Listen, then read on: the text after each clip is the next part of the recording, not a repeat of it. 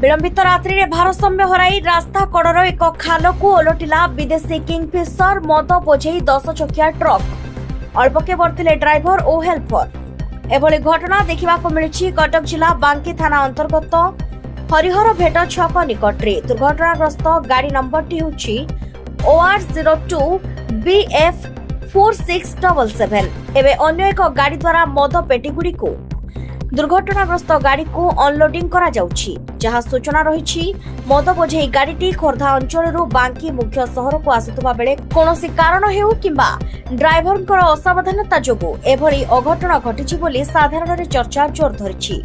अन्यपटे एते परिमाण मद कुआडे आउ केउ उद्देश्य जाउथला आउ एहार सरकारी कागजपत्र अछि कि नाही ताहार मध्य तदंत हेबार आवश्यकता रहिछि।